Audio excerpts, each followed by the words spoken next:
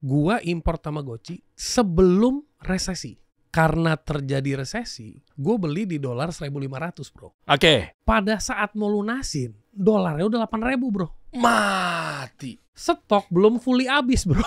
Inflasi plus harga market turun, marginnya jadi turun kan. Begitu kejadiannya itu, bunga bank lagi naik bro. Bunga bank pinjaman itu tembus sampai 40%. Berapa? 40%. Kita kasih solusi. Sunil Tolani. Mantap. Ini apa hubungannya sama Andre Tolani? Gak ada hubungannya? Enggak ada hubungannya. Thank you Derry. Siap, sama-sama. Ini membalas karena kemarin Anda sudah mengundang gue nih. Gila, lo undang gue rame juga ternyata di TikTok ya? Rame banget. Apalagi lo memprovokasinya miskin sama kaya gitu. Orang miskin, orang kaya ya. Oh, itu Cuman rame. orang masih belum tahu definisinya miskin mental atau miskin beneran. Iya. Nanti lu nonton aja di Big Thinkers ya. Kemarin sempat gue ngobrol di tempatnya Bro Sunil ini. Ya sekarang gantian gue undang balik. Kenapa? Karena ternyata banyak kisah yang harus kita gali. Apalagi sampai masuk kumparan, orang ini viral di mana-mana dan sempat nanti cerita juga mengenai kerusuhan 98. Iya. Dan lo bawa Tamagotchi pertama kali masuk di Indonesia ya? Salah satunya. Ini milenial pasti tahu nih. Iya. Ini bukan orang sembarangan, orang udah lama dulu udah nelen asam manis pahit. Di Afrika lu juga ditodong ya? Oh iya. Gila. Itu story yang paling goks sih. Lu nonton sampai akhir deh teman-teman deh. Sampai akhir nanti kita bahas ya. Ini di kumparan juga menarik nih. Intinya adalah sempat terlilit utang 5 miliar. Terus jatuh bangun. Iya. Bawa orang tua ke jalan. Iya. Anak durhaka berarti Anda. Sempat dipikir begitu.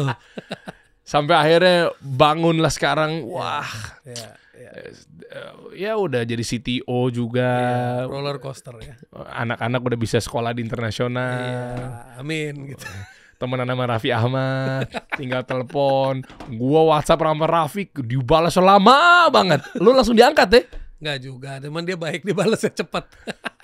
Dan akhirnya pengen berbagi, nggak cuma sekedar cuannya dimilikin sendirian, tapi sampai punya satu. Ini menurut gue sebenarnya bukan buku ya, tapi ini teman hidup ya. Iya, teman hidup. Tapi dosen berjalan. Itu ide bagus tuh. Asing dosen ya? berjalan. Lo nggak tahu tinggal lihat. Dan buku ini unik, nggak perlu dibaca sampai akhir semuanya.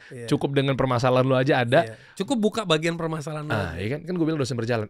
Gue lagi begini ya, cari selesai. Yes. Sesimpel itu. Udah gitu aja. Udah gitu aja. Nanti ya teman-teman jangan buru-buru dulu ngecek link yang ada di bawah karena memang lu bisa ambil bukunya di situ. Dan menariknya adalah Kuma sebenarnya ogah ya bikin buku sampai sedikte, sepraktis itu, dan lo mau loh. Karena gue greget bro. Segreget-gregetnya. Karena lu berapa kali bilang, Sunil, orang Indonesia itu disuruh belajar gak mau. Tapi demen nyontek ya kan. Iya benar. Amati, tiru, plek-plek gitu kan. Nah, udah gue kasih contekan aja. Gila, ini dahsyat nih buku ya. Jadi skenario lo apa, mind hacks-nya gimana, aksinya apa. Begitu sampai akhir. Iya. Iya kan? Lu lagi butuh ekspektasinya ketika lagi baca laporan. Misalnya kayak partner gue tuh si Renat ya. Begini ekspektasi gue ternyata gak sesuai dengan harapan. Oke, skenario lo kayak gimana? Kayak begitu. Oke, mind hacks-nya begini. Dan aksi lo begini. Sampai akhir lu dikte itu begitu. Iya, sesimpel kayak tadi deh. Si Renat bilang kan. Gue kalau baca laporan kesel karena gak sesuai ekspektasi. Mind hack-nya, lu udah komunikasikan ekspektasi lu dengan tepat apa belum? Oke.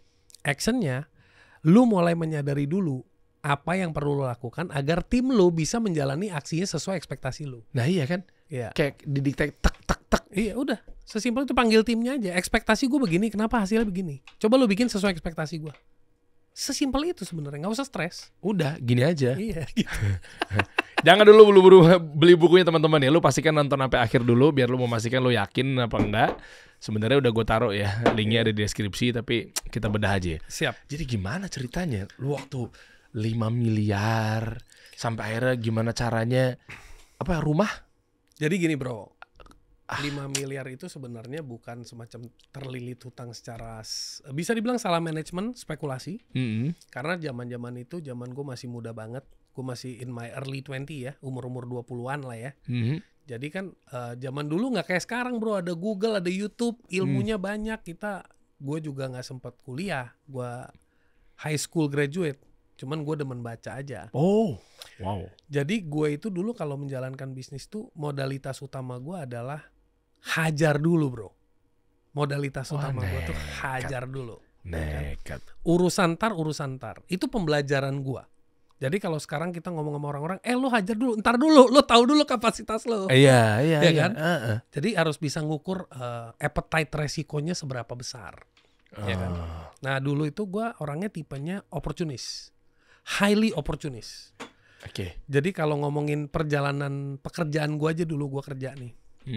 Gua sempat kerja di garment industry, gua sempat kerja di IT, gua sempat main bisnis IO, gue sempat punya pelatihan komputer training, gue sempat main di batu bara, gue sempat main di pengadaan spare part pesawat. Jadi kayak hustler abis bro. Ini bahkan entrepreneur yang level paling atas nih. Semua dimainin nih, semua industri ya. Jadi begitu, and memang datangnya begitu, opportunity-nya datangnya begitu. Kebetulan misalnya gue kerja sama orang.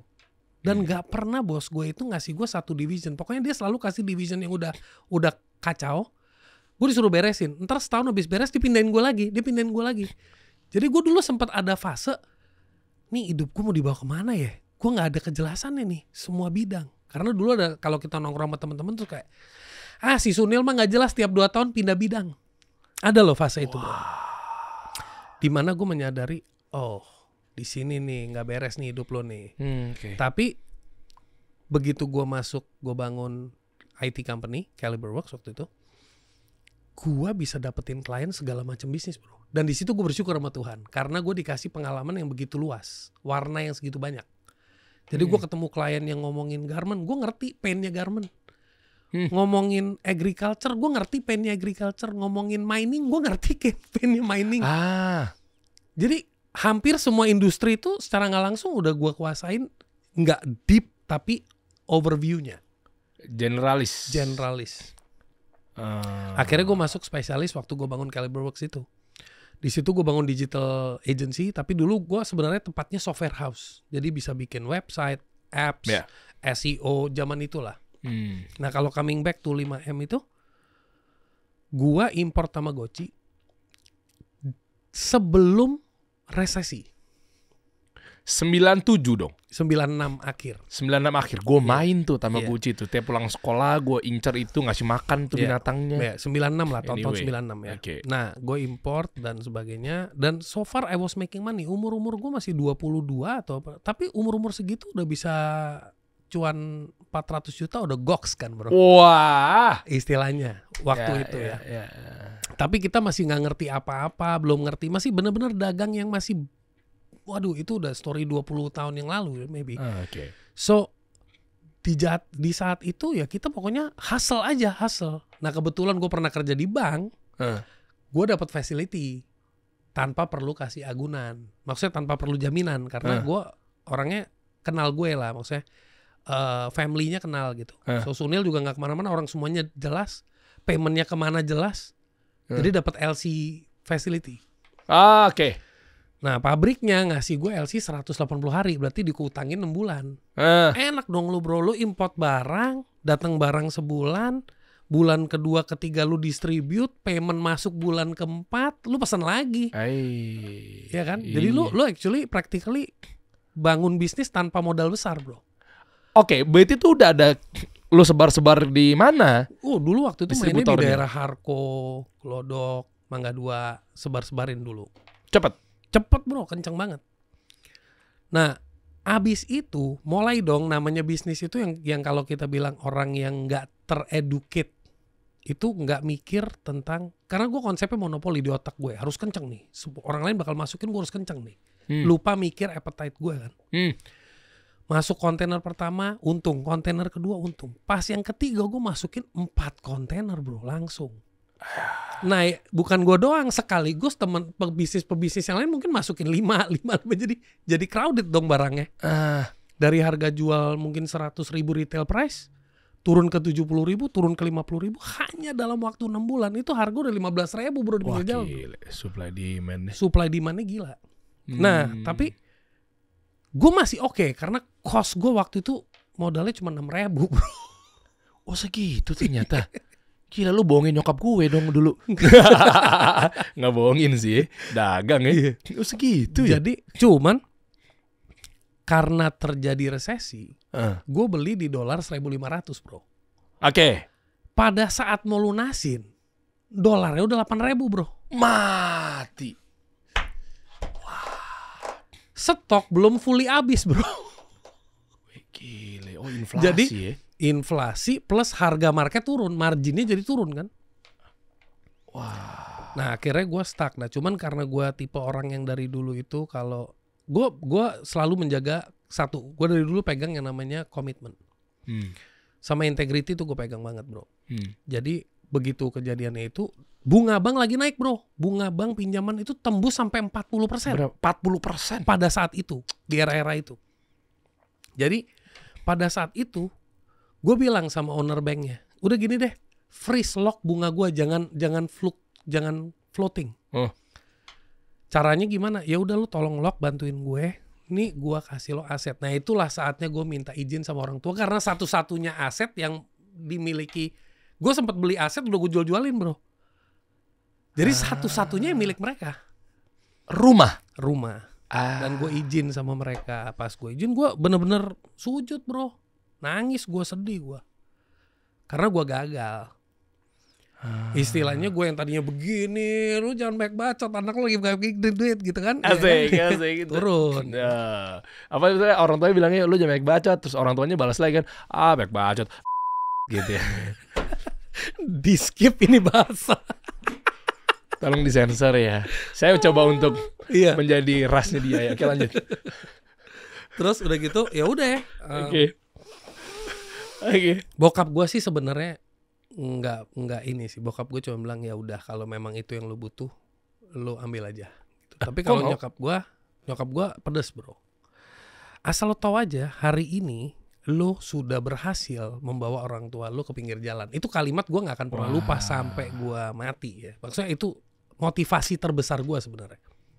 Jadi lu kalau bisnis, lu mendingan belajar deh, lu mendingan baca buku, lu punya mentor dan sebagainya karena lu jangan cuman modal nekat doang, jangan cuman modal ngegas doang, lu jangan cuman modal karena lu punya kenalan dan sebagainya, tapi lu harus bisa mengelola diri lu mengelola resikonya gitu.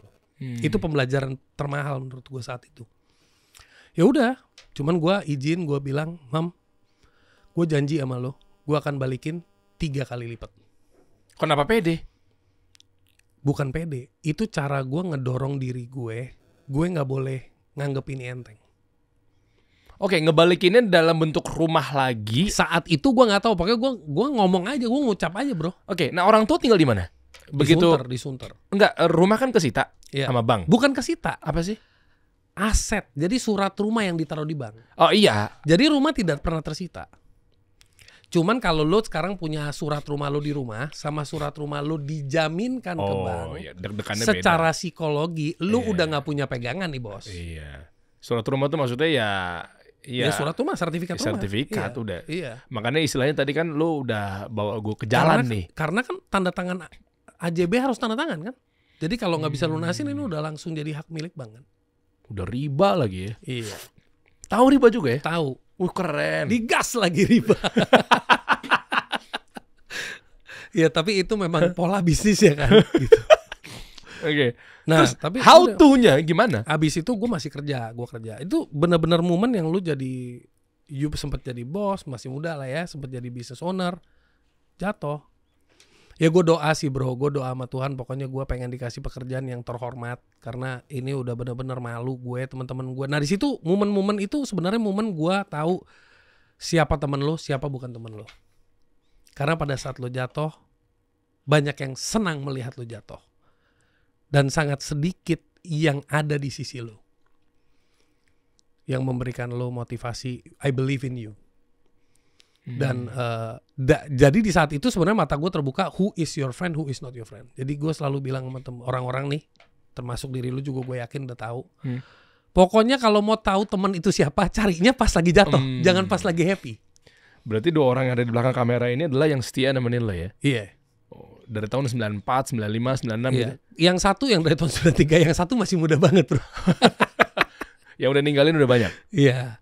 Banyak? Jadi banyak. Tapi bukan ninggalin sih. Kelihatan saat itu jadi tidak ada yang datang gitu. Sekarang sih ketemu lagi bro. Ya cuman guanya ya udah gue tahu sih bronya buat apa gitu. Oke. Terus akhirnya waktu itu caranya apa yang dilakuin untuk gua dagang lagi kah? Enggak, gua kerja di perusahaan namanya Indobarat Rayon. Itu adalah professional multinational company. Gua di situ jadi professional staff. Cuman dari omset ratusan, dari profit yang omset ratusan juta gitu, lo balik lagi ke gaji cuman 1,7 juta, gimana rasanya bro? Aduh ya Allah. Ya. Tapi gua tetap, dan udah gitu harus pakai jas bro ke kantor bro. Kenapa gitu? Emang itu dress up-nya. Kan multinational company bro, profesional. Iya, tapi kan Unilever multinational company juga nggak harus pakai jas juga. Standarnya kan beda. Bro. Ini berapa kali lipatnya Unilever bro? Ya? Gede banget bro. Terus yang waktu tadi lu sempat cerita di belakang kamera yang gimana caranya harus nyari barang cepat itu. Nah itu jadi, dalam rangka satu industri di perusahaan itu. Nah, gue telepon nih sama owner banknya. Kebetulan adik owner banknya itu sempat punya perusahaan trading, ekspor import. Gue bilang, bro, lu bisa nggak bantuin gue? Bantuinnya apa ya? Bantuin gue, lu talangin dulu utang gue biar ketutup. Jadi gue nyicil ke lu. Gue nggak mau nyicil ke bank karena ada bunga. Dia bilang sama aja dong Nil, bank gue. Gue keluarin duit dari kantong kanan masukin kantong kiri. Gini deh, gue ada cara untuk lo. Apa caranya? Caranya adalah gue sekarang lagi butuh barang. Gue butuh orang yang bisa sourcing barang karena gue lagi mau ekspor. Nah itu lagi periode resesi tuh. Jadi segala macam barang tuh, ntar dia bakal list ke gue. Gue butuh Coca-Cola dong, yang can. Gue butuh misalnya Marlboro, gue butuh sabun, gue butuh pokoknya komoditi, segala macam komoditi. Yang bisa dari kopi, sabun, sikat gigi, segala macam bro. Oke. Nah, komoditi bukan yang import tapi yang diproduksi di lokal. Nah, berarti ada factory-nya dong. Iya. Nah, masih zaman dulu ada Goro, masih ingat nggak dulu Goro? Goro. Aduh lupa inget gue. Iya, tapi notice kayak supermarket yang gede banget yang buat grosiran. Sebelum Marco ya, sebelum Makro apa namanya? Sebelum Makro. Sebelum Makro. Iya. Sebelum Makro ada Goro kan? Iya. Abis itu Makro yang barang tinggi-tinggi, anak kecil nggak boleh masuk. Yang takutnya pada jatuh dari atas. Dimas nggak tahu nih Gensi, udah pulang aja pulang. Makro ada Ciputat tuh. Iya. Kontak GM-nya stok yang nganggur stok karena penjualan kan nggak langsung naik. Ada stok dong. Stoknya ada nggak? Ada, udah. Kirim. Gue beli stoknya, gue beli. Nah, contohnya gue dulu bisa ekspor, misalnya gue kasih dia, oke, ada pengadaan nih. Kebutuhan lo apa? Sabun, oke, misalnya sabun merek X gitu. Ya udah, satu kontainer 40 feet bisa muat 2.400 karton.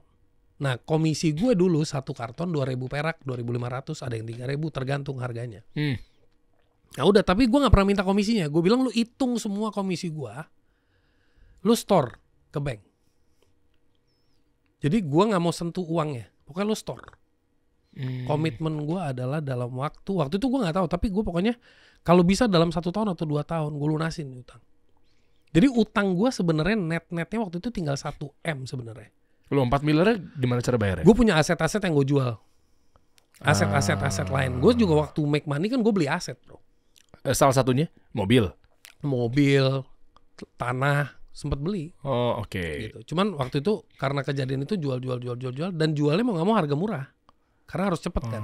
Berarti yang sabun tadi adalah untuk ekspor tujuannya. Iya. Nah bayarnya di mana? Bayar? Bayarnya sudah ada. Jadi gue nggak perlu pikirin bayar. Dia cuman bilang cariin gue barang. Oke. Jadi gue bagian sourcing. Ya, Zaman dulu sourcing nggak kayak teman-teman sekarang. Googling Instagram. Zaman dulu Yellow Pages masih ada. Yellow Pages. Ada nama bapak gue tuh di situ tuh. Tahu nggak Yellow Pages? Ada kan nih. Dimas tahu nggak? Nggak tahu deh. Nah zaman dulu begitu. Jadi kerja di kantor, pulang kantor, izin sama bosnya. Gue lagi ada sampingan karena gue ada tanggungan yang perlu gue beresin. Boleh nggak lu potong gaji gue deh. Lu potong gaji gue kalau nggak keberatan. Gue karena pakai fasilitas kantor nih, telepon nih buat nelponin Yellow Pages. Gitu. Terus dia bilang nggak usah lah gini. Tapi gue kayak ada guilty feeling gitu. Jadi gue jalanin kurang lebih 6 bulan. Terus gue ngomong sama bos temen gue ini. Gue kayaknya nggak nyaman ya kerja. Terus pakai fasilitas kantor buat sampingan gue. Kayaknya nggak fair.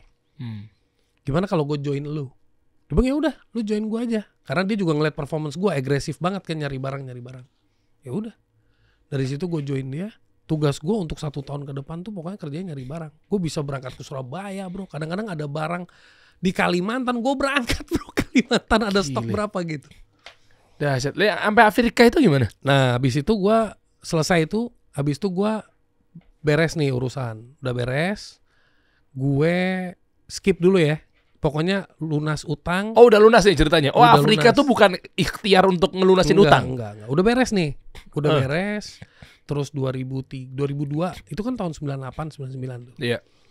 Habis itu gue masuk ke dunia telekomunikasi VoIP, kalau masih ingat dulu VoIP. Nggak tahu gue. Zaman dulu kalau telepon luar negeri pakai calling card. Ada calling card dulu. lagi. Ya, gue sempat masuk ke industri telekomunikasi. Pokoknya di situ gue grow banget. Di situ pas gue lagi grow, di situ saat itu adalah pertama kalinya gue ngambil lagi surat rumah gue.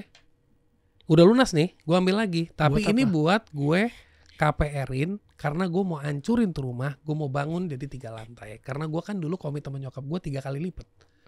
Oh jadi rumahnya dikali 3 tapi dengan naik ke atas. Iya, karena waktu itu saat itu duitnya cuma ada untuk itu. Cuma ada untuk utang doang. Iya, untuk beresin utang dan gue mau balikin. Oh. Jadi gue mau bangun rumah gitu. Tapi emang spekulator sekali Anda ya berarti ya. Jadi disekolahin lagi, nekat lagi. Enggak, tapi saat itu income udah ada.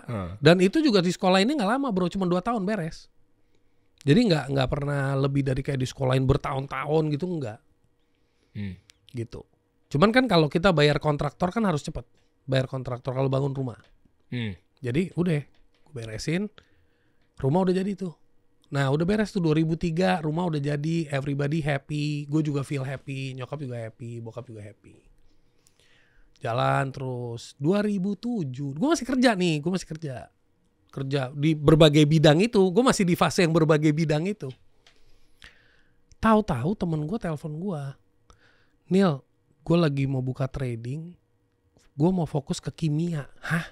Gue nggak pernah main kimia.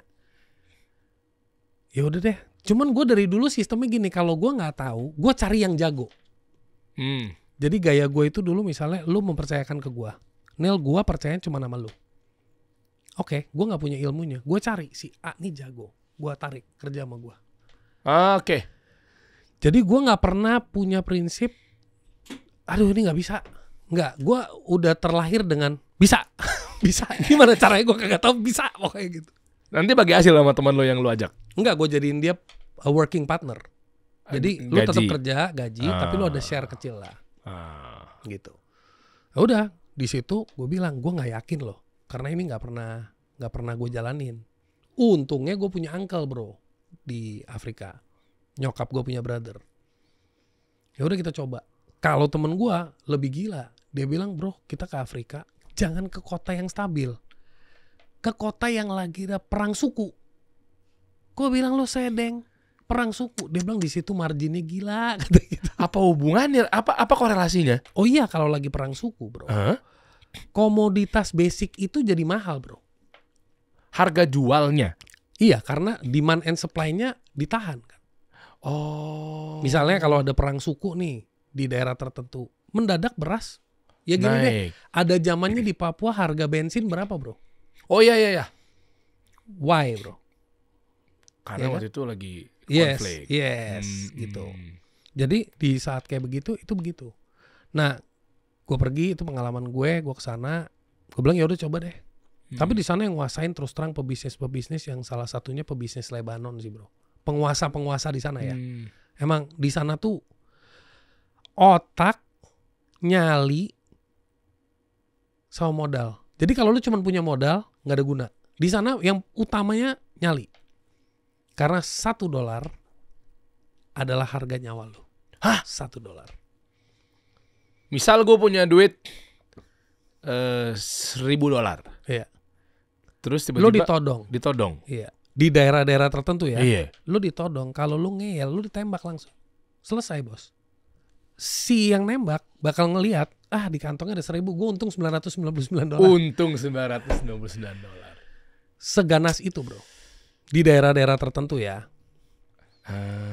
Gitu. Okay. Makanya di sana itu rata-rata orang di atas jam 6, jam 7 itu udah nggak banyak keluar. Kalau keluar masih di kompleks. Misalnya kayak di sini kita punya kompleks Menteng, itu kompleks elit. udah aman punya kompleks gitu. Gile. Tapi ada juga daerah yang Bronx area kan, kayak di Amerika tuh ada Bronx area. Ada. Nah itu bahaya kan. Lu keluar malam tuh bahaya di situ. Iya.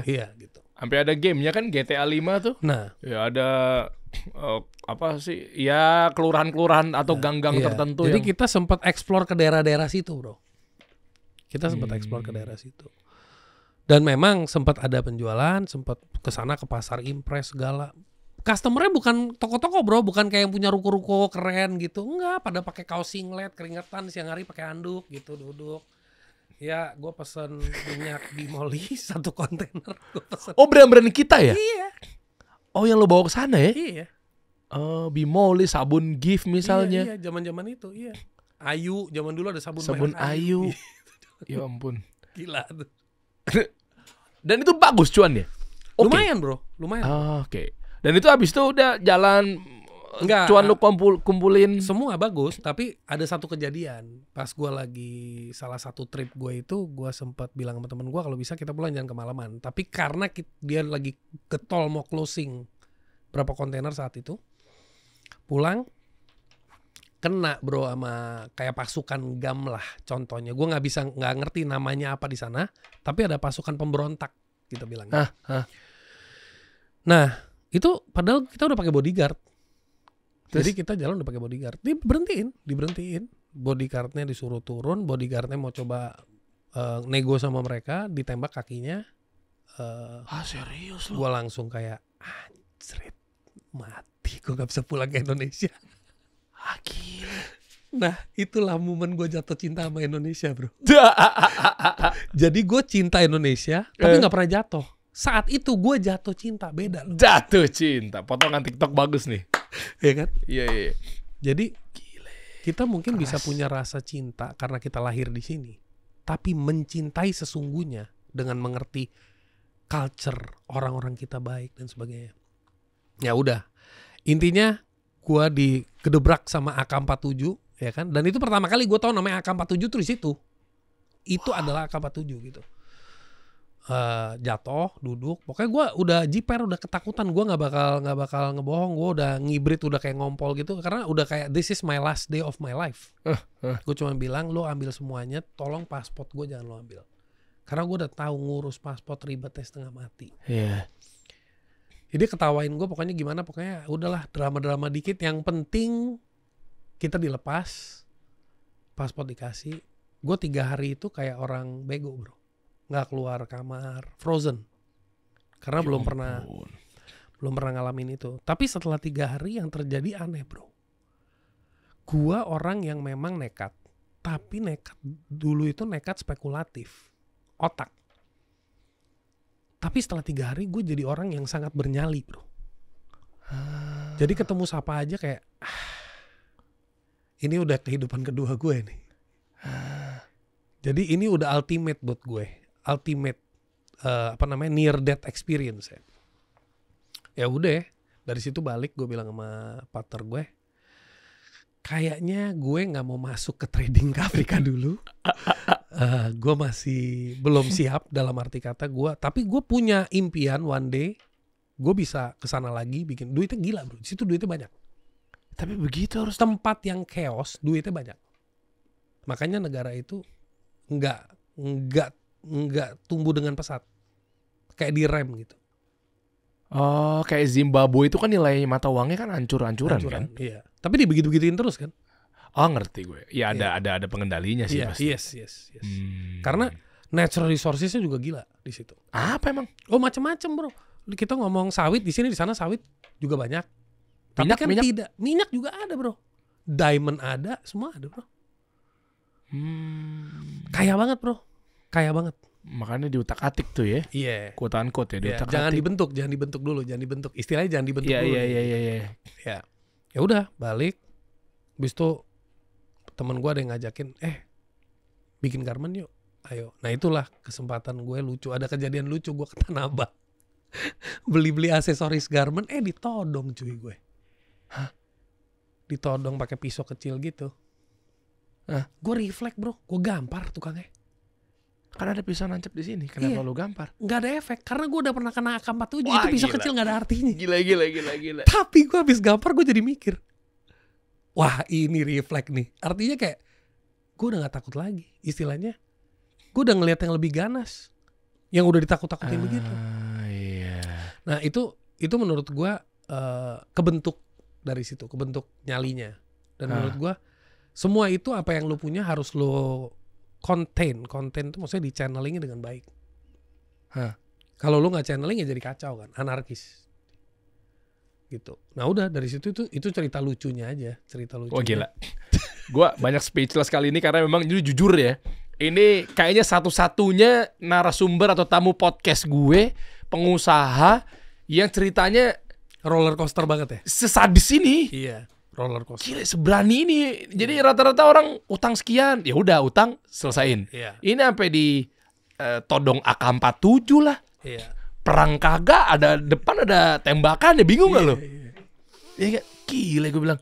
Makanya tadi pisau dapur gitu kan kayak apa sih? Ngelitikin gue doang lo gitu ya. Kan kalau gue beda ya, gue tiba-tiba udah pisau set, udah lemes santai. Oke. Iya.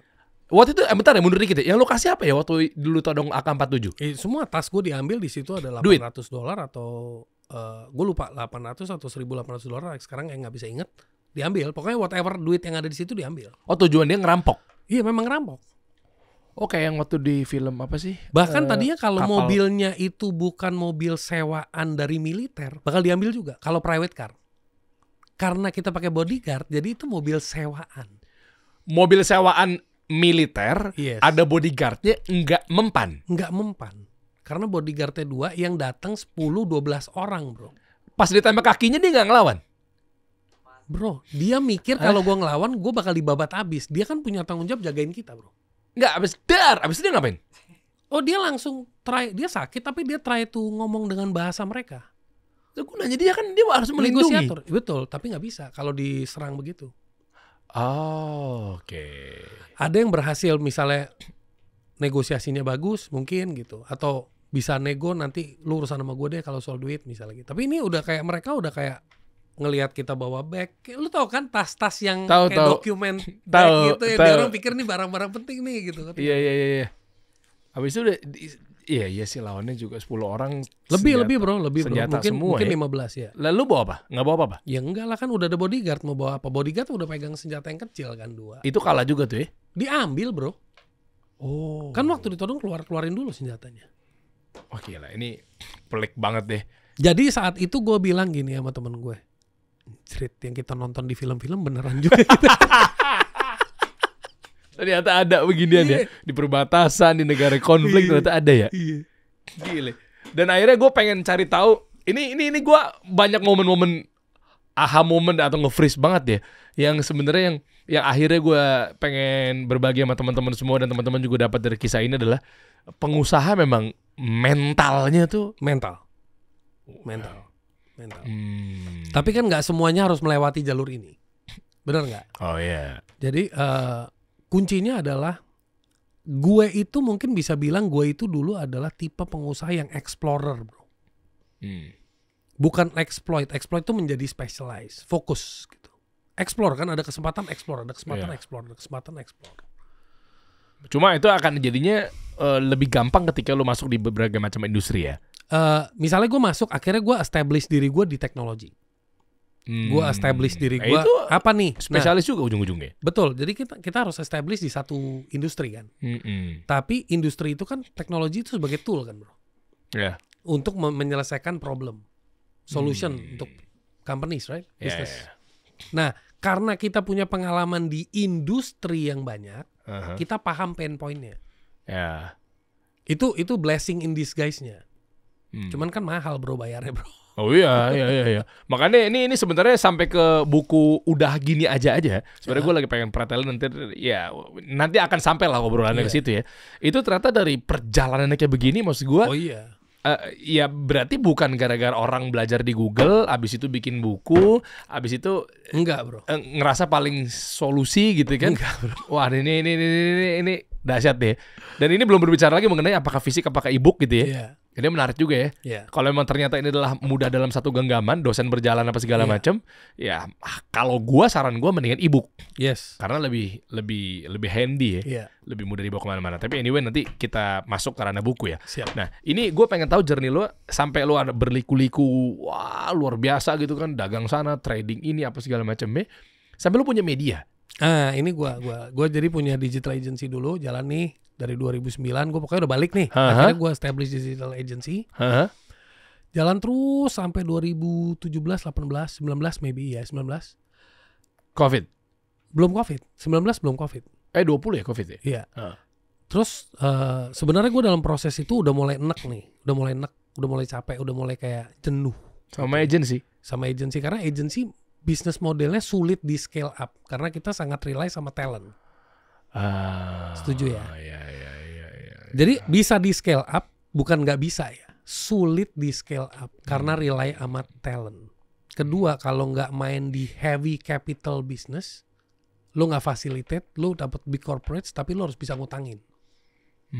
Lo cash flow. Jadi ya? cash flow. Ya, jadi ada dua nih. Jadi kalau mau scale up itu, buat gua, ini you have to be prepared gitu.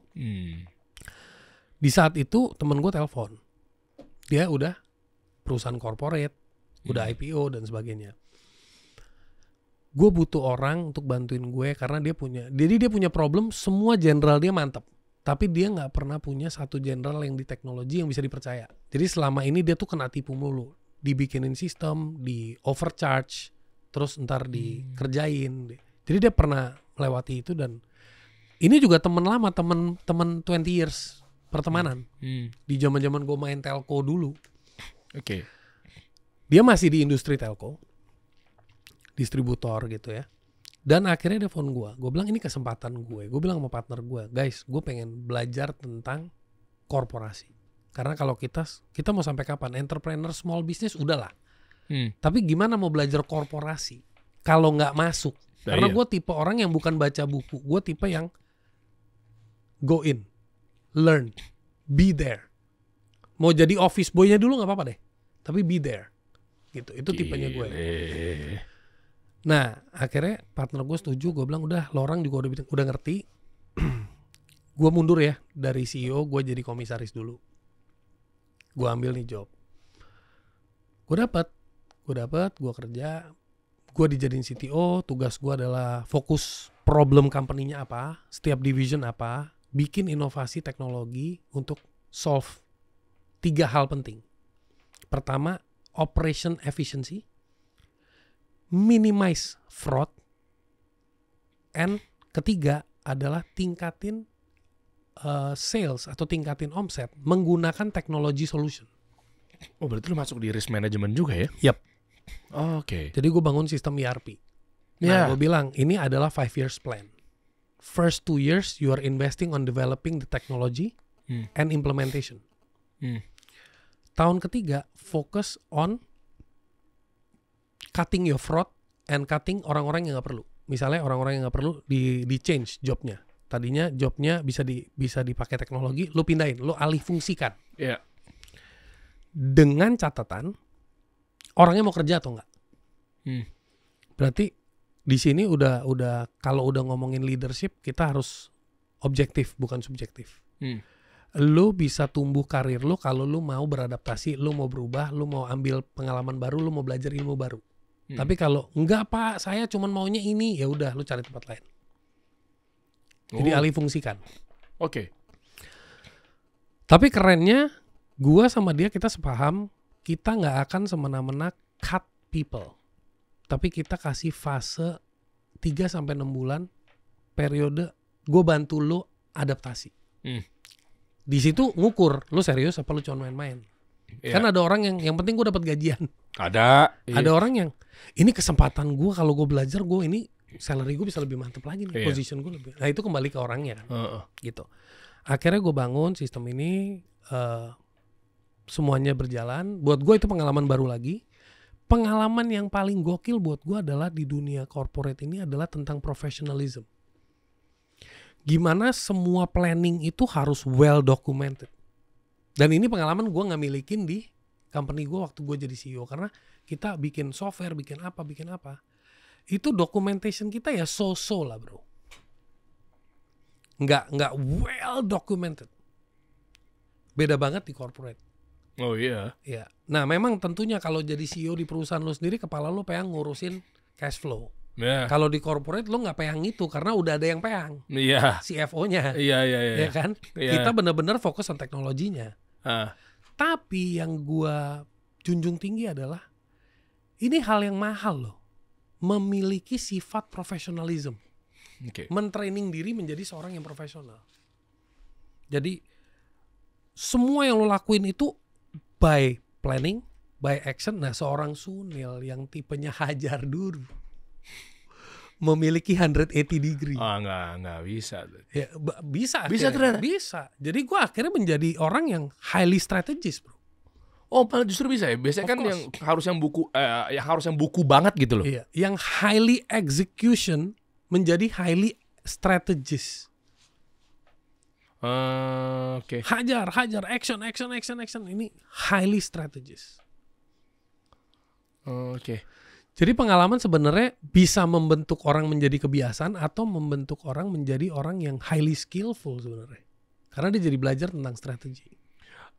Kalau di marketing itu sempat ada unconscious incompetence. Yes. Ya kan, jadi ketika lo nggak sadar dan lu nggak mampu, itu udah parah deh tuh. Parah. Tapi mungkin level tertingginya adalah unconscious competence. Yes, betul. Ya, matriksnya begitu tuh. Yeah. Jadi ketika lu punya kemampuan yang nggak perlu lu sadarin lagi. Yeah. Jadi apapun lu kerjain. Yeah. Karena ini kayaknya imbas dari yang kemarin-kemarin, industrinya apapun lu jalanin deh. Dan dari situ karena ada beberapa kegagalan, jiwa belajar gue juga kenceng bro. Gue jadi banyak baca buku, gue jadi banyak go deep di beberapa area gitu. Paling dominan gue deep di mindset. Jadi gue belajar NLP, neuroscience. Itu gue dalemin banget bro. Sempat MLM juga gak? MLM gue gak pernah jalanin. Rata-rata anak-anak NLP itu MLM tuh? Enggak, tapi gue pernah jualan produk herbal ke MLM. Jadi gue jual produknya, nanti dia pakai label dia. Jadi gue supplier. White label gitu ya. Iya. Yeah. Dan NLP makanya ngaruh banget sekarang, akhirnya lo ya di site ya, di apa namanya, di bio lah, kayak kan mindset hacker. Yes. Dan buku ini juga tentang mindset ya. Yes. Nah sebelum buku ini ada buku 2020 gue bikin buku namanya Gua Ogah Ribet. Emang judulnya agak nyeleneh juga ya. Iya. Karena muncul dari orang yang hidupnya ribet. Gua ogah ribet. Iya. Jadi saat gue memutuskan gue udah nggak mau lagi ribet. Iya. Itu gue bikin buku. Biar lo pada jangan ribet kayak gue dulu. Rame itu bukunya? Rame. Ya itu perjalanan gue di situ gue ceritain. Tapi selain perjalanan gue ceritain, di situ gue kasih tau kenapa gue ambil keputusan itu. Oh iya, asik tuh. Jadi gue break into science ya. Kenapa keputusan ini gue ambil? Kenapa gue menjadi orang yang gritnya tinggi, perseverance gue tinggi? Karena gue nggak punya privilege, guys. Gila. Ini justru kenapa gue undang Sunil nih, bro. Kalau lu sadar ya guys, maksudnya kan gimana caranya orang bisa menyelesaikan masalah kan karena memang diukurnya bahwa ini orang siapa? Iya. Gue mau dengerin nih orang nih, ini sesolutif apa gitu kan? Nah ternyata tadi gue pancing dulu obrolan tuh dari lihat aja sampai ditodong AK47 apa segala macam gitu kan, bisnis ini ngirim ini. Tamagotchi, apa aja dikerjain ya? Kalau bahasa dulu, lu jangan ngomong sama gue soal bisnis. Dari tanah sampai ke langit udah gue kerjain. Iya. Termasuk yang telco sekarang itu CTO itu di ya, nama perusahaannya Yellow. Yellow, oke. Ya. Jadi gue di situ. Nah itu kebetulan connectivity. Company-nya fokusnya connectivity bro. Dia distributor pulsa, terus telco, terus dia juga ERP juga. Enggak, kalau ya? ERP udah ini beda ya? Ini ERP gue bangun untuk internal. Terus dia juga punya modem pasport yang untuk connectivity. Jadi kalau lo keluar negeri, lo sewa modem. Iya, tahu. Terus dia juga punya ISP. ISP-nya ini kerennya adalah ngebantuin area-area rural, misalnya Depok Baru atau apa gitu ya. Fiber optic to home. Lo berarti lo kabel bawah tanah dong? Iya, fiber optic to home. Kan? Dia lewat atas dan lewat bawah. Iya, fiber optic. Iya. Oke. Area tertentu harus lewat atas, belum bisa lewat bawah. Area tertentu udah bisa lewat bawah. Oke. Itu 199.000 kecepatannya udah up to 200 mega. Hah? Iya. Jadi ini kita ngomongin dari sisi gimana caranya memberi akses connectivity high speed kepada orang-orang yang nggak afford. Karena selama ini bisa kan Neil pakai GSM? Bisa. Tapi cost-nya mahal. Oh iya tinggi. Iya kan? Iyalah. Sekarang kalau daerah rural ini sebenarnya perlunya apa sih? Aplikasi-aplikasi kesehatan, aplikasi e-commerce. Mereka kalau dengan kecepatan tinggi mereka belajar juga asik, nggak ngadat, nggak kebatas sama kuota. Dibanding Starlink? Starlink masih high cost bro. Masih tinggi ya? High cost. Ya lu kalau Oke. misalnya ke Kampung Melayu orang-orang di sana suruh pakai Starlink mampu nggak mampu. Oh ya berat. Iya makanya.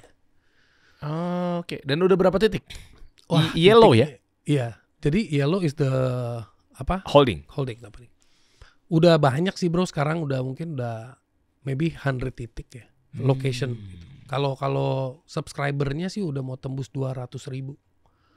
Wow. Ya. Berarti kalau boleh gue tebak nih, demand creation-nya, lo sebagai demand creator-nya itu lewat big thinkers.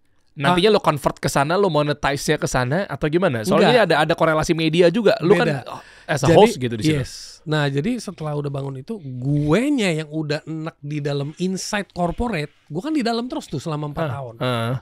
Ya udah gue bilang sama temen gue, bisnis sih jalan-jalan aja, tapi gue pengen jalanin passion gue. Passion gue tuh apa? Connecting with people, sharing. Nah, gue dari dulu memang pengen bangun bisnis media. So, gue bangun divisi Big Thinkers. Oke. Gitu. Gue bangun divisi Big Thinkers.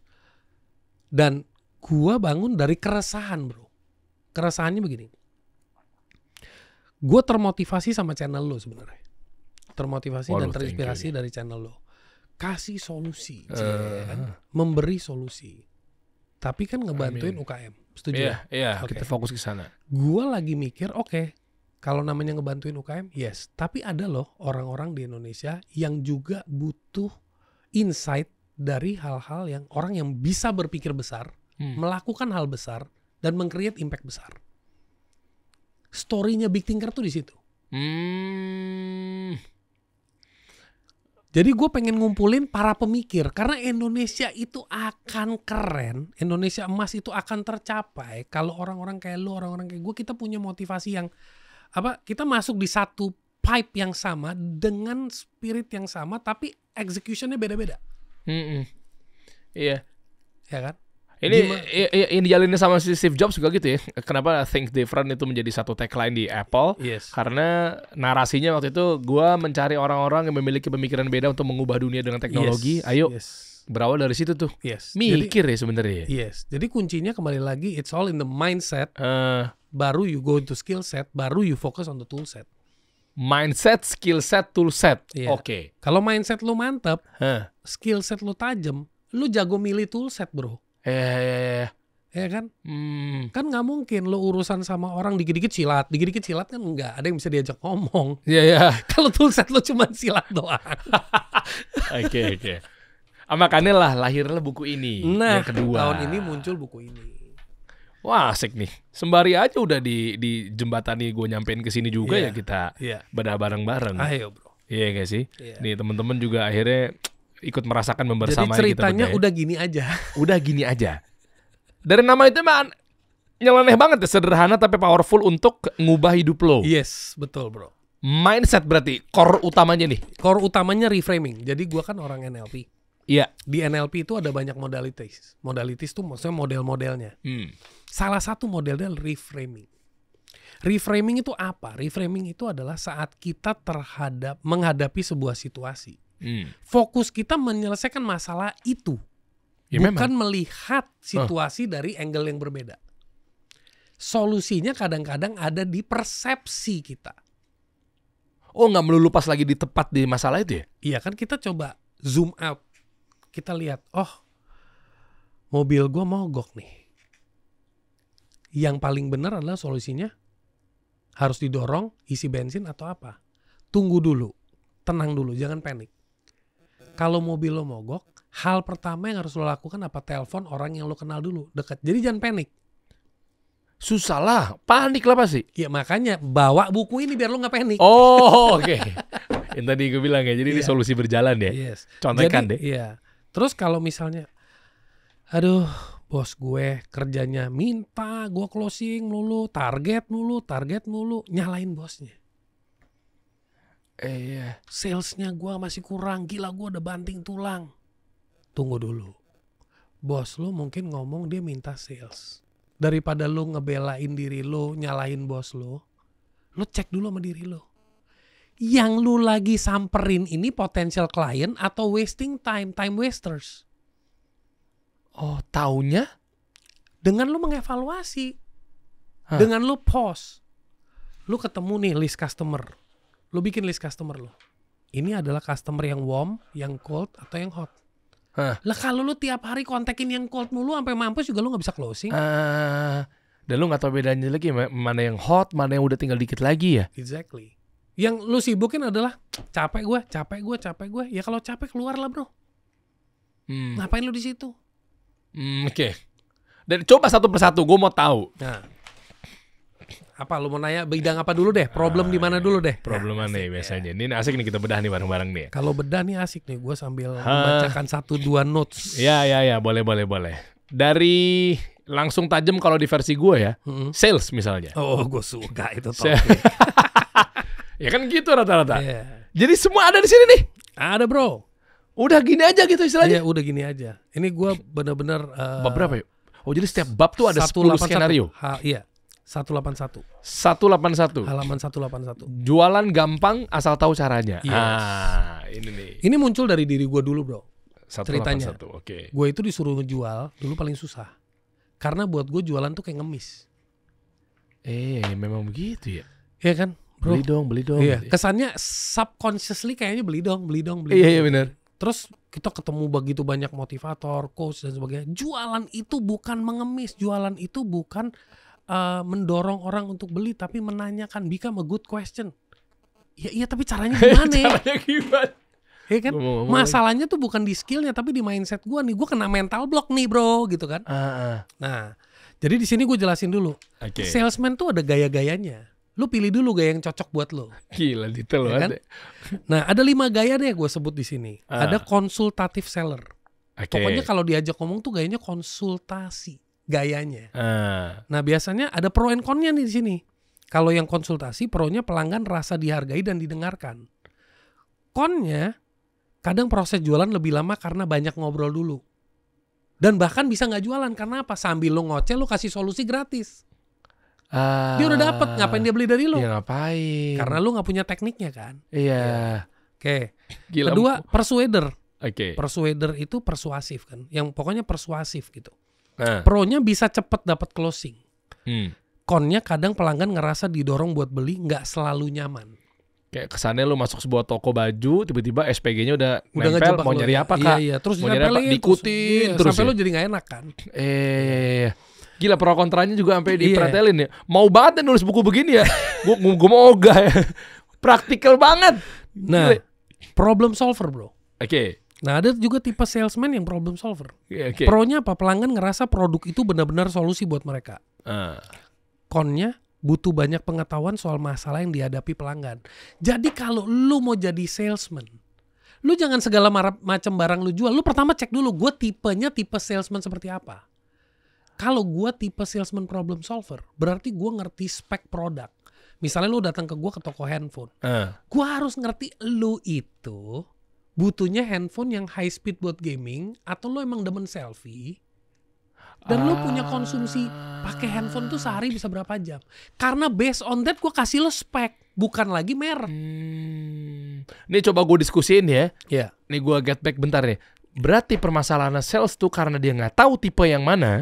Ini kan Dirinya, ada, iya, dirinya dirinya dia tuh mana. cocok, Dia asal ngejual langsung gas. Yes.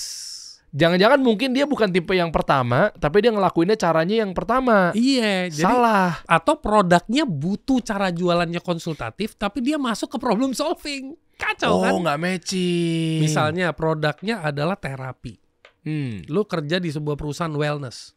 Terapi itu bukan problem solve. Counseling. Oke. Ya kan? Iya. Anda punya masalah apa? Oh, masalah Anda sering pusing. Kesini aja, solusinya begini-begini. Nggak bisa, bro. Nggak Terus? bisa. Itu caranya? Ya harus konseling. Kenapa Anda sering pusing? Oke. Konseling. Biasanya di sini customer kita problemnya rata-rata seperti ini, di healingnya begini, proses terapinya begini. Oh, gue tahu nih. Berarti kan banyak orang yang menganggap bahwa produk market fit tuh jangan-jangan produk gue nggak ngefit nih. Iya. Tapi mungkin jangan-jangan si salesnya itu sendiri yang Yes, komunikasinya tidak tepat. dahsyat. Nah, terakhir dahsyat, yang dahsyat. kelima nih, the relationship builder. Oke. Nah, relationship builder nih jago dia. Dia kalau udah di level ini dia udah jago. Kenapa? Dia itu bakal bangun yang namanya pelanggan loyal. Makanya ada tuh sales begitu keluar dari satu company, customernya ngikut tuh kemana aja. Database-nya dibawa. Iya, tapi Ngikut. bukan soal database. Eh. Relasinya yang ikut, bro. Banyak orang kan ketakutan database hilang. Buat teman-teman yang nonton, nggak usah takut database-nya. Yang lu takutin hubungan si sales lu ini. Yang dibawa bukan database, guys. Relasi. Oh, beda ya duit ternyata ya. Iya, lu mau punya database kalau customernya nggak connect ke perusahaan Oh, lu, iya. connect-nya ke salesnya nggak ada guna. Iya, buat apa ya? Kayak waktu zaman dulu ada telemarketing ya. Iya. Makanya sempat ada di filmnya tuh di Wall Street tuh, Leonardo DiCaprio gitu ya. Nah. Percuma lu punya database banyak gitu kan, lu telepon-teleponin tapi nggak connect ya. Nggak connect. Nah, makanya namanya relationship builder. Pro-nya pelanggan loyal dan balik lagi di masa depan. Con-nya butuh waktu lebih lama buat dapetin penjualan pertama. Nah, cocoknya seperti apa? Buat jual high value items. Gila nih. Bahaya nih buku nih. Bahaya kan? Bahaya. Terus lebih gila lagi, gue bikin lagi di sini ada selling for extrovert sama introvert. Udah lu pokoknya jangan berisik sama gue, nih buku gue bikin udah bener-bener dari hati gue untuk kasih solusi Iya. buat lo. Iya, Ya kan? iya. Oke, Tapi oke. lu jangan kasih alasan lagi sama gue, gitu kan? Udah gini aja gitu, Iya. balik lagi ke Nah, judul di sini ya. ada skenario-skenarionya. Nanti teman-teman bisa baca lah skenarionya. Jadi ada 10 skenario per bab. Iya. Dan masing-masing tuh ada pembagiannya lagi ya. Iya. Skenario-nya apa, mind hacks-nya apa gitu ya. Iya. Action lo-nya tuh gimana. Iya. Lo malas olahraga. Ini babnya mana nih? Nah, Gue bacain per babnya dulu kali ya. iya boleh. Coba permasalahannya. Mungkin dari sini ada yang mau ngetes nggak?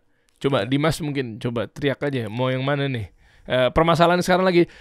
Lu tanyain ke dia, ke Dimas. Seperti yang lu tanyain ke gue, seperti yang lu tanyain ke Renat tadi tentang kapan waktu ketika lu bener-bener apa ya? Nge-freeze bahasanya. Mentok. Kayak lu capek, pusing, males mikir. Nah, Pas lagi ngapain?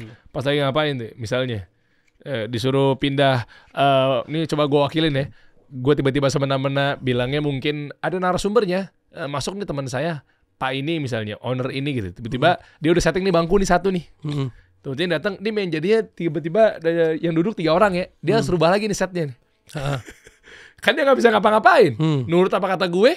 Ya kan tiba-tiba besok ada Sunil ya. Tiba-tiba yang jadi Sunil 3 orang duduknya. Ini setnya berubah nih. Oke. Berubah. Aduh Dimas udah. Yuk 30 detik. Ya. Rubah setnya gitu. Iya. Dia harus bongkar bangku lagi. Ada babnya tuh. Bab 25. Resiliensi, bangkit, dan beradaptasi. Wah keren. Adaptasi ada nih. Iya. Ada. Iya kan. Iya. Ya suatu sisi mukanya asem. Tapi mungkin di depan saya harus tetap senyum. Iya. Iya kan? Daripada tugas gue pindahin ke Afrika bagian utara. Iya kan? Tadi. Ya coba. Nah, jadi di sini dijelasin dulu nih, Bro. Di halaman berapa? Di halaman 234. 234. Iya, mantap. Siliwangi Club. Yoi. Mantap. Ya. Jadi di sini dijelasin bedanya resiliensi sama adaptability. Coba. Dunia yang sangat cepat berubah, Dimas. Ya, Mereka yang bisa beradaptasi di situasi baru adalah yang paling bertahan lama. Lo mau di sini berapa lama? Ya. Ini buku seru banget. Nah, di sini ada juga joke-nya, Bro, di buku ini. Coba. Di zaman sekarang jadi fleksibel itu bukan cuma buat yogi. Tahu nggak yogi? Yogi apa? Orang-orang yang ngajarin yoga kan fleksibel badannya tuh. Tapi juga buat mereka yang mau sukses di tengah dunia yang terus berubah. Oke. Oke? Jadi ada banyak skenario ya. Iya. Contekan reframing buat lo nih. Nah. Kayaknya asik lagi. Gue suka ngobrol-ngobrol baca buku tuh yang kayak lo gue. Iya. Nih, Nah, nih, iya, gitu ya. bukunya agak lo gue. Jadi buat teman-teman yang merasa, ih, bukunya kok kesannya nyeleneh. Emang dibuat nyantai, nggak Iya. usah terlalu serius. Ini hidup kita, bukan hidup orang. Di sini ada berapa skenario? 1, 2, 3, 4, 5, 6, 7, 8. Nih, Kan barusan lu ngomong, ada nih skenario, lu ngadepin perubahan besar yang bikin lo cemas. 30 detik kan tadi lu bilang? Iya, 30 detik. Bikin lo cemas kan? Cemas, betul. Jadi begitu lo, aduh gimana nih gue perubahan, entah itu di tempat kerja, kehidupan pribadi atau kondisi, bikin lo ngerasa cemas dan gak tahu gimana cara beradaptasi. Mind hacknya simpel, perubahan adalah bagian alami dari hidup dan mereka yang akan sukses. Oke. Lu gak harus mengubah semuanya sekaligus, cukup mulai satu hal. Apa? Ganti bangkunya dulu, mulai dulu satu hal. Dia kadang udah kepikiran ini mic dulu atau karena ini FYI bro ya. Di sini kalau 4 orang ini pasti dia ganti ininya nih settingannya kan. Ini pasti. Yang di mic-nya jadi yang di meja gitu. Iya, betul. Apa sih table stand istilahnya lah ya. Table stand. Iya, itu diganti, bangkunya ganti. Iya. Semuanya ganti. Iya. Posisi kamera juga pasti berubah. Iya. Gerak aja jujur dulu. deh, pasti antara bangku dulu, mic-nya dulu, kameranya dulu. Kompleks kan jadinya di kepala kan. Sama ininya nih berubah nih. Iya, betul. Apa yang di product on table-nya atau segala macamnya. Iya. Jadi santai dulu nih. Santai dulu. Pause bentar. Iya. Nah, di buku ini ada aksinya. Jadi bukan hanya lu kalau begini nanti diceramain begini. Aksinya apa nih? Wah, bahaya. Udah jadi lu kalau makanya buku ini udah nggak ada jawaban apa-apa, cuman bahasanya udah gini aja. Udah gini aja udah. Kata-kata udah gini aja tuh gara-gara apa sih awalnya mulanya? Karena orang kalau lagi sharing sama gua atau counseling sama gua atau kadang-kadang gua nge-coaching atau mentoring. Ya, mereka udah overwhelm aja. Bro Neil, gue udah coba segala cara. Ini paling seru nih ceritanya. Gue udah coba segala cara. Gue udah ikutin yang namanya leadership lah. Gue udah ikutin yang namanya mindset lah. Gue udah ikutin yang namanya course ini. Tapi gue gak bisa ngapa-ngapain. Gue jawab, kalau gak ada efek tuh gimana Bro Neil? Gue bilang, pertama, orang yang belajar ini itu gak mungkin gak ada efek. Ada yang namanya progress. Iya. Jadi gak mungkin gak ada efek. Tapi seberapa serius lo ngejalaninnya. Nah, abis itu muncul tuh, ya udah gini aja. Lo sekarang ambil langkah ini. Nah, karena gue keseringan ngomong ya udah gini aja, lo ambil langkah ini, gue ambil langkah ini. Akhirnya gue kepikiran kemarin tuh lagi ngobrol-ngobrol sama teman-teman, sama tim gue. Gue tahun ini harus terbitin satu karya. Karena terakhir 2020, ini udah 2024. Apa ya? Tapi yang benar-benar ngebantu orang. Karena dari dulu gue kalau bikin buku itu harus yang highly impact, bantu orang. Ya udah, akhirnya kepikiran bikin skenario karena orang Indonesia males yang namanya suruh baca, pelajarin metodologi, langkah-langkahnya. Susah dia orang untuk praktek. Jadi kasih contekan aja. Nah dari contekan ini nggak semua skenario ini akan hadir di hidup lo. Mungkin ada lebih banyak skenario, tapi minimal 10 skenario contekan ini membuat lo terlatih. Dan nanti ada workbooknya juga. Dimana lo bisa nyatet. Bisa nyatet tuh, cakep tuh, gue demen tuh workbook tuh. Terus teman-teman yang nanti udah dapat buku ini, udah beli buku ini, itu nanti akan masuk ke dalam satu grup di mana kita tiap bulan akan ada mentoring free selama 12 bulan. Jadi di mana mereka bisa diskusi. Bro, kemarin gue coba nih teknik yang dicontekan lo, tapi pas skenario gue begini gimana caranya? Mungkin mereka mentok. Ya kan? Dibantu. Jadi gue punya hope itu dalam 1 tahun itu bisa membantu mengubah sebanyak-banyaknya orang punya hidup dengan satu teknik reframing aja. Gila. Dan ya lu tau lah, gue kan emang sangat concern dan juga into banget sama copywriting, marketing ya. Yes.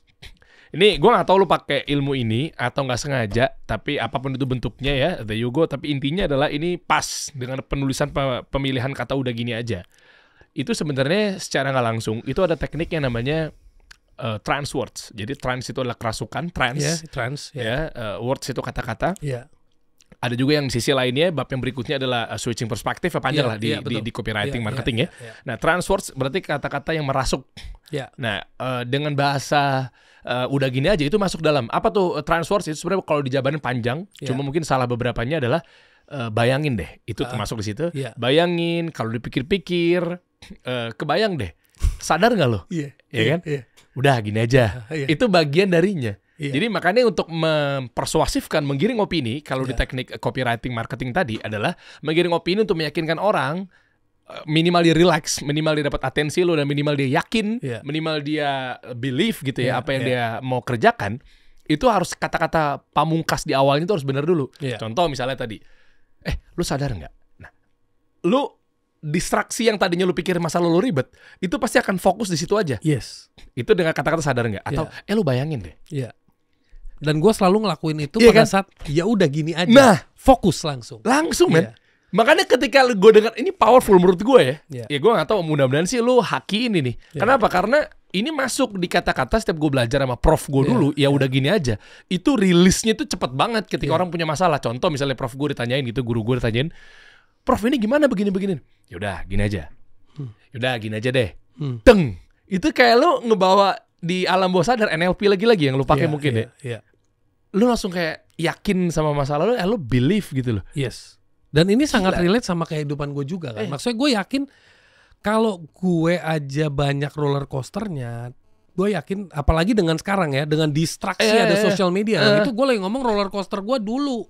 Zaman Yellow Pages ya. Itu aja roller coaster. Apalagi dengan sekarang yang ada overload information. Gile. Ya kan? Jadi kalau kita nggak bisa pause emosi kita, pikiran kita, itu dia kayak loadingnya nggak jelas di situ kayak hamster. Iya, itu benar. Gue pernah tes juga kok dengan kata-kata kayak begini di karyawan kantor, beda dengan Pak jadi gimana Pak kita Pak begini gitu. Gue dengan ngomong depannya tidak pakai Transforce dan gue pakai Transforce itu Beda banget. Beda banget. Fokusnya berubah kan? Iyalah pastilah dan mereka lebih pede. Yaudah gini aja. Mereka lebih tenang gitu kan. Yaudah gini aja nih sini saya kasih tahu nih. Ini kan lebih kayak let me help you. Iya kan? Iya betul. Kalau teman-teman mau dapetin buku pamungkas ini contekan berjalan ya. Ini bentuknya e-book ya. Jadi secara e-book biar memudahkan teman-teman untuk bisa dibawa kemana-mana. Caranya gampang loh. Kalau teman-teman lewat tayangan ini di YouTube itu bisa masuk ke deskripsi di bawah, itu udah kita siapin linknya.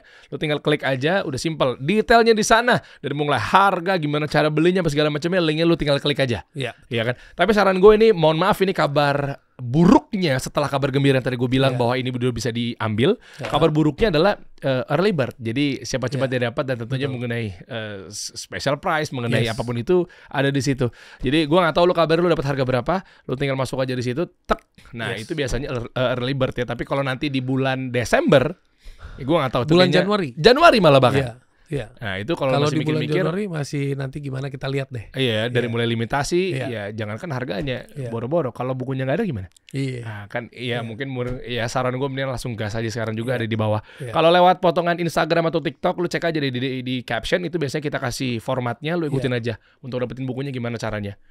Gila, ini berarti awal-awal gue udah milikin pertama kalinya nih. Oh, you are the first, yes. Wow. Mantap, Sunil Tolani. 100 lebih mindset hacks simple yang bisa lo praktekin langsung ya. Ada nggak? Nah, gue tanda tangan sekalian di sini. Secara fisik buat teman-teman nanti juga bisa dapat tanda tangan. Tergantung saran lo nih. Kalau lo bilang Nil bikin secara fisik khusus special edition, gue bikin nih. Lo komen aja dulu di bawah ya. Fisik, buku fisik atau e-book. Lo coba komen aja di bawah. Kalau ini lo rame pengen megang fisiknya, ya gue tinggal kasih fatwa ke Sunil, Nil. Penonton gue butuh yang fisiknya nih. Karena kalau fisik butuh tanda tangan lo juga pasti dapat dong. Yo, memang specially buat tanda tangan gue. Dan juga nanti di mentoring sessionnya juga nanti gue undang Derry juga. Iya, mantap. Ya di Januari ya. Ini gebrakan baru tahun 2025. Ini gue nanti akan juga hadir di sana. Gue bisa ikut sharing-sharing, ikut menyerukan lah acara yang ada di sana. Ya. Tapi kalau untuk yang bisa dibawa kemana-mana, ada e-booknya, langsung aja klik link yang ada di bawah, lo dapetin itu semuanya. Oke, udah gini aja. Ini buku keduanya Sunil Tolani ya. Udah gini aja bro. Oh iyalah, ada tanda tangan deh. God bless you. Wow. With more and more. Yeah. More and more. Oke. More health, more wealth, more happiness. Yeah. More than words. Yeah, more than words. Yeah. Mantap. Buku udah gini aja udah bisa rilis nih teman-teman semua. Ya, cara dapetinnya langsung aja ya. Klik aja link yang ada di bawah deskripsi atau cek aja caption, ada format-format tertentu nih. Bro, thank you bro. Ada mau sampai lagi ke teman-teman semua nggak ya? Ini mudah-mudahan ini solusi yang selama ini mereka cari ternyata ada di sini. Karena gue pengen semoga ini bisa menjadi salah satu pemicu untuk membantu menyadarkan banyak orang. Amin. Bahwa hidup itu indah, yang ribet elunya guys. Gila. Udah punchline, baru gue mau bedah buku-bukunya, bab-babnya. Gila, udah punchline. Gue tadi mau bedah semua babnya loh, buat contekan apa yang didapat sama mereka. Udah punchline, bab 1 sampai bab 30. Gimana sekali lagi? Hidup ini indah, yang ribet elunya. Kita kasih solusi.